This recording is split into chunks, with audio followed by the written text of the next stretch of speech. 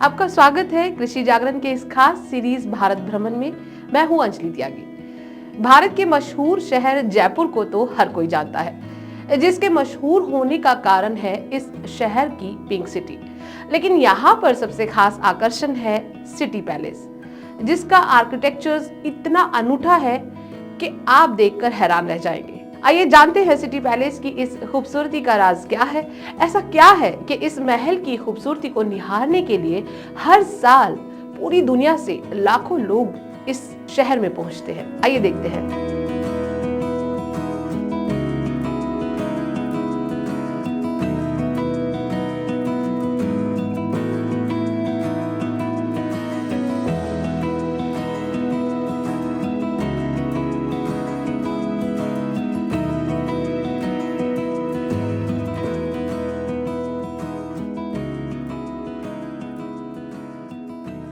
सन 1727 में आमेर बढ़ती जनसंख्या वृद्धि और पानी की समस्या से त्रस्त हो चला था। इस समस्या का समाधान किसी के पास नहीं था।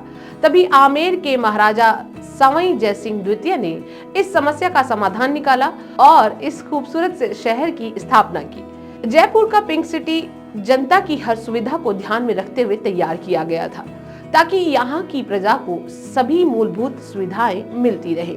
उसी वक्त महाराजा सवाई जयसिंह द्वितीय ने यहाँ के राज परिवार के लिए इस सिटी पैलेस का निर्माण किया।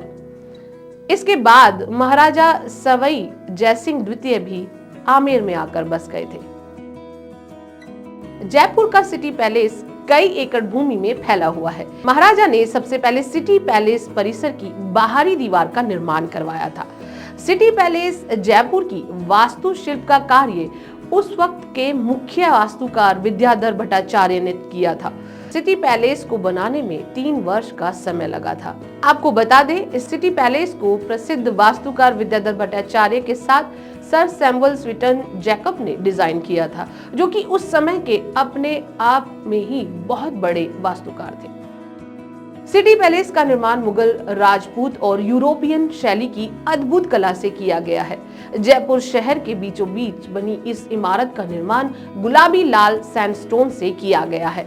इन लाल गुलाबी पत्थरों पर की गई बारीक कटाई और दीवारों पर बनाई गई चित्रकारी किसी का भी मन मोह सकती है। उस वक्त कछवाहा राजवंश के शासकों के पास अपार धन संपदा थी।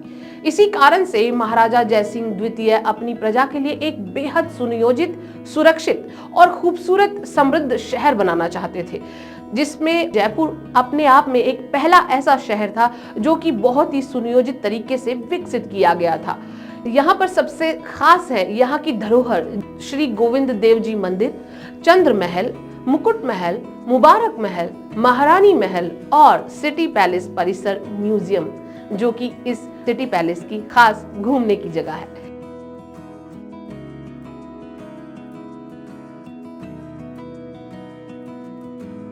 सिटी पैलेस जयपुर का सबसे खूबसूरत महल है। यहाँ पर बने अनेकों महल आज भी पर्यटकों को अपनी तरफ आकर्षित करते हैं। सिटी पैलेस में महारानी पैलेस भी शामिल है। वर्तमान समय में सिटी पैलेस को महाराजा सवाई जयसिंह द्वितीय को समर्पित करते हुए एक संग्रहालय में तैयार किया गया है।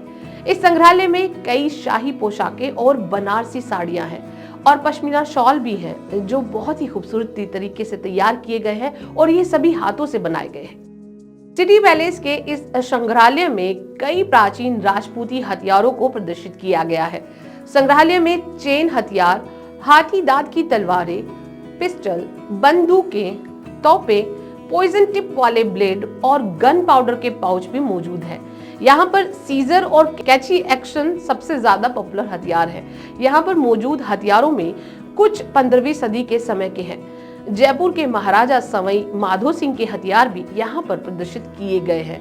इतना ही नहीं, यहाँ पर महाराजा सवाई माधो सिंह के द्वारा पहनी गई शाही पोशाकें भी मौजूद हैं, जिसे सिटी पैलेस घूमने आने वाले पर्यटक इस शाही पोशाक को देखकर दंग रह जाते हैं। सिटी पैलेस की मुख्य विशेषता है इसका भव्य दरवाजा, जिसको बेहद खूबसूरत तरीके से सजाया गया है। सिटी पैलेस में 3 प्रवेश द्वार हैं, जिसमें वीरेंद्र पोल द्वार, उदय पोल द्वार और त्रिपोलिया द्वार। इन द्वारों में भी एक खास विशेषता है। पर्यटकों को सिर्फ 2 ही दरवाजों से प्रवेश करने की अनुमति दी गई है, जिसमें वीरेंद्र पोल द्वार और उदय पोल द्वार से ही वो प्रवेश कर सकते हैं। लेकिन शाही परिवार के लोग सिर्फ त्रिपोलीय द्वार का उपयोग करते हैं। इस दरवाजे से सिर्फ शाही परिवार के सदस्य ही प्रवेश कर सकते हैं। सिटी पैलेस के लिए एक उक्ति भी मशहूर है, शहर के बीच सिटी पैलेस नहीं बल्कि सिटी पैलेस के चारों ओर शहर है।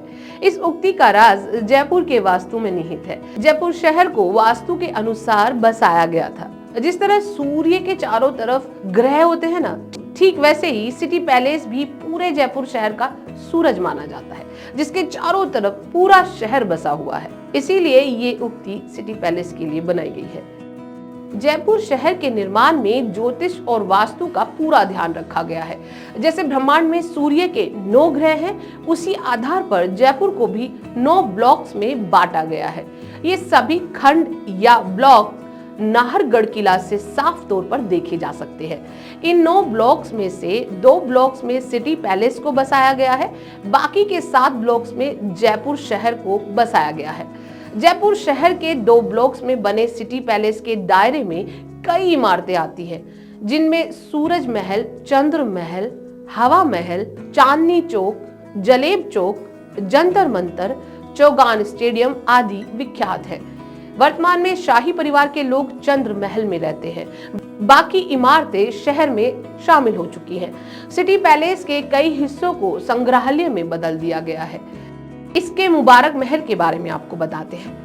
राजपूत, मुगल और यूरोपियन स्थापत्य शैली से बना 2 मंजिला मुबारक महल अतिथियों के स्वागत के लिए बनाया गया है, जिसे स्वागत महल भी कहते हैं। स्वागत महल का निर्माण महाराजा माधो सिंह ने 19वीं सदी के अंत में करवाया था। आइए अब बात करते हैं चंद्र महल की। 7 मंजिला चंद्र महल, जिसे चंद्र निवास भी कहते हैं। इस चंद्र महल के पश्चिमी तरफ खूबसूरत झील है और एक बगीचा है। चंद्र महल की हर मंजिल को अलग अलग एक नाम दिया गया है, जैसे रंग मंदिर, प्रीतम निवास, सुख निवास, चाबी निवास, श्री निवास, मुकुट महल।